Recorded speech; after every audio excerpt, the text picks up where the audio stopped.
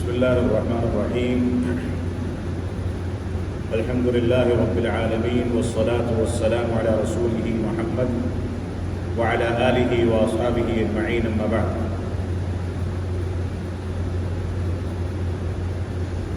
جودھ پور سے قریب واقع یہ سیاحتی مقام اوسیہ، یہاں پر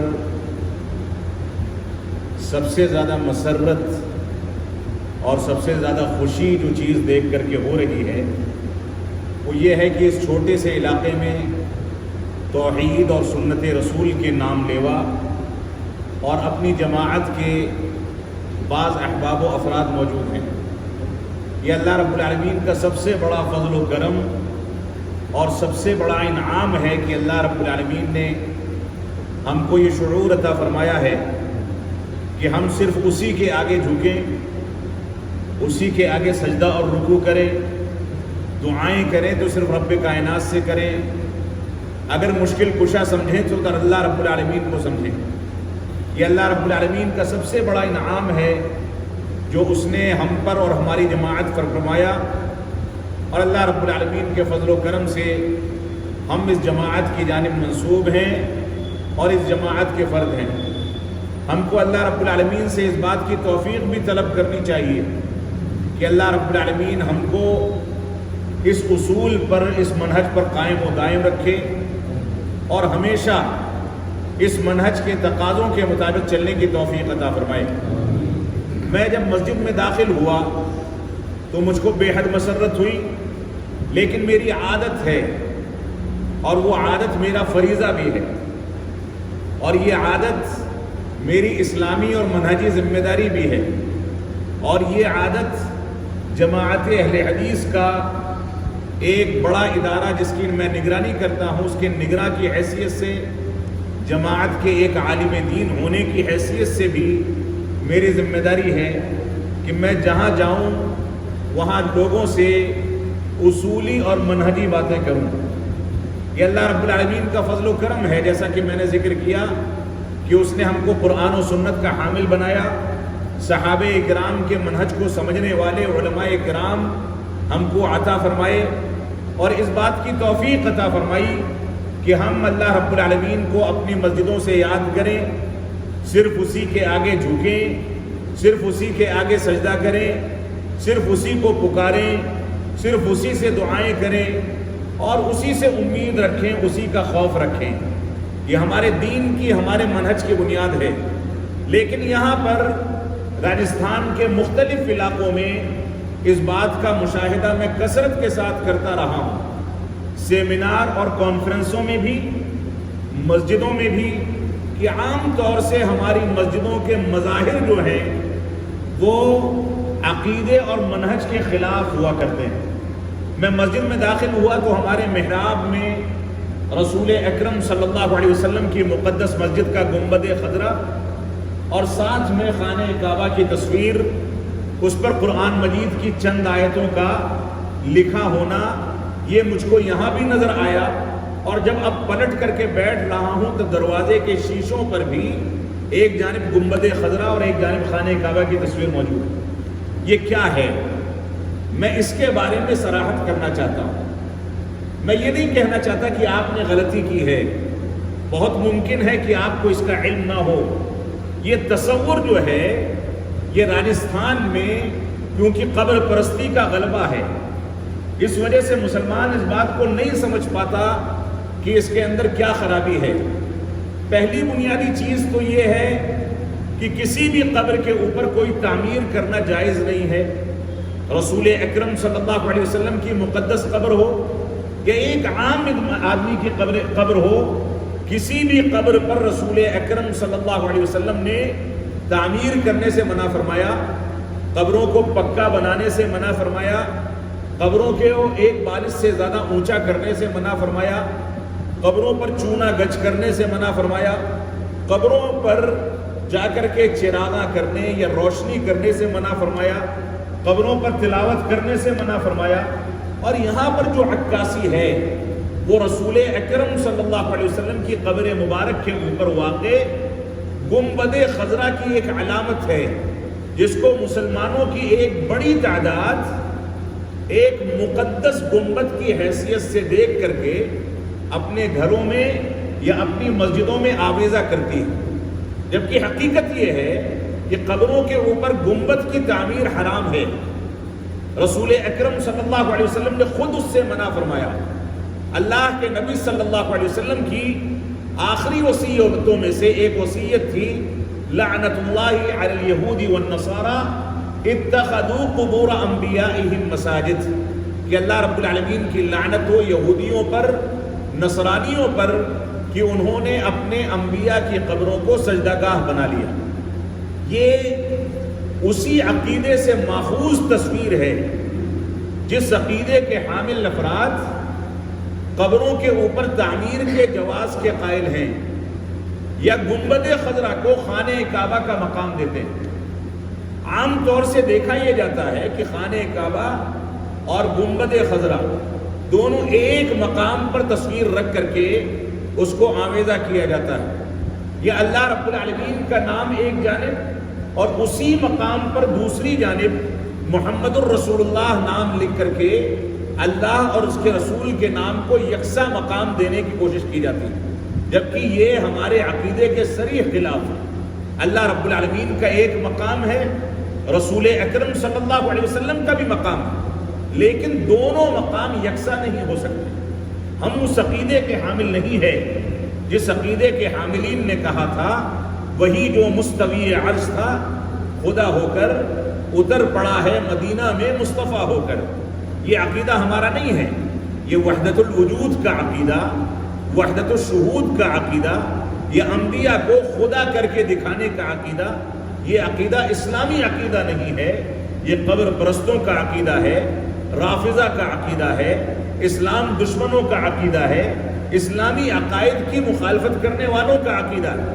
تو بنیادی طور سے اس تصویر کے اندر جو خطا اور غلطی ہے اس کو سمجھ لیں، اور میں اپیل کروں گا، گزارش کروں گا انتظامیہ سے کہ یہ ٹائلیں بڑی خوبصورتی کے ساتھ نکال کر کے سادہ ٹائل لگا دی جائے، یہ شیشے نکال کر کے سادے شیشے لگا دیے جائیں، تاکہ آپ کی مسجد، جس مسجد کے قیام کا مقصد قال اللہ اور قال رسول کی صداؤں کو بلند کرنا ہے، مسجد کے قیام کا مقصد اللہ رب العالمین کی توحید کو ثابت کرنا اور اس کے تقاضوں کے مطابق چلنا ہے۔ یہ مسجدیں اللہ رب العالمین کی عبادت کرنے کے لیے ہیں۔ اللہ رب العالمین نے فرمایا وَأَنَّ الْمَسَاجِدَ لِلَّهِ فَلَا تَدْعُوا مَعَ اللَّهِ أَحَدًا، یہ مسجدیں اللہ رب العالمین کے لیے ہیں، لہٰذا اللہ کے علاوہ کسی کو نہ پکارا کرو۔ تو یہ مسجدیں توحید کا سب سے بڑا مرکز ہیں۔ اللہ رب العالمین کے گھروں میں سے ایک گھر یہ رب کائنات کی مسجد ہے، لہذا اس مسجد کو دنیاوی آلائشوں سے، شرک و بدعات سے مکمل پاک ہونا چاہیے۔ تو اس تصویر کے اندر جو سب سے بڑی خرابی ہے وہ یہ ہے کہ مسجد میں رسول اکرم صلی اللہ علیہ وسلم کی قبر مبارک کے اوپر واقع گنبد خضرا کی تصویر کو آویزہ کیا گیا۔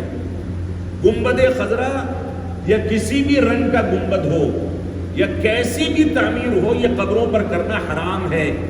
رسول اکرم صلی اللہ علیہ وسلم نے اس سے روکا، اور میرے والد گرامی علامہ عبدالحمید صاحب رحمانی رحمۃ اللہ علیہ ہمیشہ یہ بات کہتے تھے کہ گنبد خضرا بنانے والا، تعمیر کرنے والا، تعمیر کرانے والا، اس میں اوپر چڑھ کر کے تعمیر کا کام کرنے والا مستری اور پورا کا پورا عملہ، یہ رسول اکرم صلی اللہ علیہ وسلم کی توہین کرنے والے اولین لوگ ہیں۔ کیونکہ یہ قبر مبارک کے اوپر چڑھے ہیں، وہاں پر لکڑیاں لگائیں، وہاں پر سیمنٹ کا کام کیا، تعمیر کا کام کیا، تو ایک جانب قبروں کے اوپر تعمیر کرنے کا کام کر کے شریعت کی مخالفت، اور دوسری جانب رسول اکرم صلی اللہ علیہ وسلم کی قبر مبارک کے اوپر ایک چھت ڈال کر کے، ظاہر سی بات ہے کہ انسان اس پر چڑھے گا نہیں، تب تک چھت کیسے تعمیر ہوگی؟ تو یہ رسول اکرم صلی اللہ علیہ وسلم کی قبر مبارک کی توہین ہے، لہذا ہم کو اس بات کو سمجھنا ہوگا۔ دوسری خرابی یہ ہے کہ اللہ رب العالمین کا نام اور رسول اکرم صلی اللہ علیہ وسلم کا نام دونوں ایک مقام پر لکھ دیا گیا۔ جبکہ اللہ رب العالمین کا نام اوپر اور رسول اکرم صلی اللہ علیہ وسلم کا نام نیچے ہونا چاہیے. اور اصل تو یہ ہے کہ دیواروں پر، پوسٹروں میں اور اسی طریقے سے سینری میں یا مسجدوں کے اندر نقاشی کر کے اللہ اور اس کے رسول کا نام لکھنے کی ضرورت ہی نہیں ہے. یہ چیزیں تو ہمارے ذہن و دماغ میں نقش کرنے کی چیزیں. ان چیزوں کو یہاں رکھ کر کے آپ لکھتے ہیں، دو چار لوگ بیٹھ کر کے یہاں پر گناہ کی باتیں کرتے ہیں، اس کی بھی توہین ہوتی ہے. اور دیواروں پر لکھنا یہ اس کی شان کے خلاف ہے. لہذا ہمیں اس بات کو سمجھنا چاہیے کہ پہلی بات تو گنبد خضرا کا وجود ہی شریعت اسلامیہ کے خلاف ہے. اس کی تعمیر رسول اکرم صلی اللہ علیہ وسلم کی توہین پر مبنی ہے. اور تیسری بات یہ ہے کہ اللہ رب العالمین اور رسول اکرم صلی اللہ علیہ وسلم کا نام ایک ساتھ رکھنا یہ اس تصور کا نتیجہ ہے جو لوگ یہ عقیدہ رکھتے ہیں کہ اللہ رب العالمین کا مقام اور رسول اکرم صلی اللہ علیہ وسلم کا مقام یکساں ہے، جبکہ دونوں کا مقام یکساں نہیں ہے. اللہ رب العالمین کے کلام اور رسول اکرم صلی اللہ علیہ وسلم کے فرمان کا مقام حجت کے لحاظ سے یکساں ہے، لیکن اللہ رب العالمین کا مقام اپنی جگہ پر، وہ خالق و مالک ہے. اسی نے ہمارے نبی آخر الزماں کو پیدا فرمایا، اسی نے رسول اکرم صلی اللہ علیہ وسلم کو روزی روٹی دی، اسی نے رسول بنایا، اسی نے آپ کے اوپر اپنی کتاب عظیم الشان کتاب قرآن مجید کو نازل فرمایا. وہی رسول اکرم صلی اللہ علیہ وسلم پر وحی نازل کرتا تھا. تو یہ سارا کا سارا مقام اللہ رب العالمین کا ہے. اور اس کے بعد ایک وقت ایسا آیا کہ رسول اکرم صلی اللہ علیہ وسلم کی 23 سالہ دور نبوت کا وقت مکمل ہوا. آپ 63 سال کی عمر میں پہنچے اور اس کے بعد اللہ رب العالمین نے موت دے کر کے آپ کو وفات دے دی اور اپنے پاس بلا لیا. تو یہ سارا کا سارا سسٹم ہمیشہ سے رہنے اور ہمیشہ تک رہنے کا اور موت و زندگی دینے کا، دنیا میں پیدا کرنے اور وفات دینے کا، روزی روٹی دینے کا، یہ ساری کی ساری چیزیں دنیا میں کسی بھی چیز کی جو ترتیب چلتی ہے، تنظیم چلتی ہے، تصریف چلتی ہے، جو بھی سسٹم چلتا ہے، جو بھی چیزیں ہوتی ہیں، چاند ڈوبتا ہے، سورج نکلتا ہے، رات ہوتی ہے، دن ہوتی ہے، اور اسی طریقے سے بارش ہوتی ہے، قحط پڑتا ہے، دنیا کے اندر جو کچھ بھی ہے یہ سب کا سب صرف رب کائنات کے ساتھ خاص ہے. تو اس کا مقام اس ناحیے سے عظمت والا ہے. وہ ہمارا رب اعلیٰ ہے، ہم کو پیدا کرنے والا ہے. اس وجہ سے یہ تصور ہماری مسجدوں کے اندر قطعاً نہیں ہونا چاہیے. کتنے خطبہ نے اسی ممبر سے یہ خطبہ دیا ہوگا کہ توحید کو اپنائیے. کتنے خطبہ نے اسی ممبر سے یہ اعلان کیا ہوگا کہ رسول اکرم صلی اللہ علیہ وسلم کے مقام کو سمجھیے. لیکن یہیں پیچھے یہ تصویر آمیزہ ہے. ہماری یہ ذمہ داری ہے کہ ہم مسجد کے اندر جو مظاہر ہیں، جو بظاہر دیکھنے والی چیزیں ہیں، ان میں بھی عقیدہ توحید کو اختیار کریں.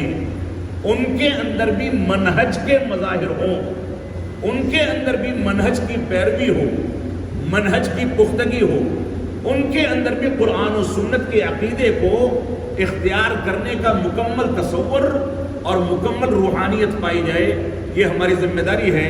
اللہ رب العالمین ہم کو قرآن و سنت کی پیروی کرنے کی توفیق عطا فرمائے. مقامی لوگوں نے مجھ کو 2 باتیں ٹوٹے پھوٹے الفاظ میں کرنے کا موقع دیا. میں ان کا شکر گزار ہوں. اپنے بڑے بھائی افضل سنابلی کا شکر گزار ہوں. اسی طریقے سے ہمارے ساتھ عبد الرحیم صاحب آئے اور دوسرے احباب ہمارے جودھ پور سے جو آئے. ان سارے کے سارے لوگوں کا، مقامی ذمہ داران کا، مقامی لوگوں کا شکر گزار ہوں کہ انہوں نے مجھ کو یہ موقع دیا. اور امید کرتا ہوں کہ منہج کی بنیاد پر، مسلک کی بنیاد پر، قرآن و سنت سے محبت کی بنیاد پر، صحابہ کرام سے محبت کی بنیاد پر، صحابہ کرام کے منہج سے محبت کی بنیاد پر، تابعین، محدثین کرام، اور اسی طریقے سے قرآن و سنت اور اس کے پورے دستور سے محبت کی بنیاد پر ہم یہاں پر جو جمع ہوئے ہیں، یہ اجتماع اللہ رب العالمین ہمارے لیے مبارک اجتماع بنائے. ہم کو اپنی غلطیوں میں رجوع کرنے، اچھائیوں پر قائم رہ کر کے ان کو مزید نکھارنے کی توفیق عطا فرمائے۔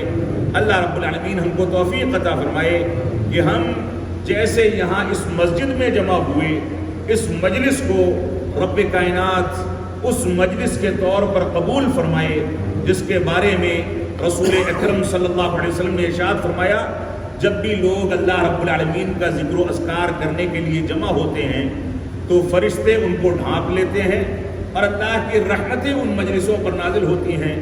اللہ رب العالمین ہماری اس مجلس کو بھی اسی مجلس میں سے بنا دے۔ اللہ رب العالمین ہم کو یہاں پر ہم جیسے جمع ہوئے ہیں اسی طریقے سے جنت میں آپس میں ایک دوسرے کے ساتھ خوشی خوشی جمع ہونے کی توفیق عطا فرمائے۔ ہم جب تک جئیں تب تک اسلام پر جئیں، جب ہمارا خاتمہ ہو تو ایمان پر ہو۔ وصلی اللہ علی نبینا محمد وعلی آلہ وصحبہ وسلم۔ والسلام علیکم ورحمۃ اللہ وبرکاتہ۔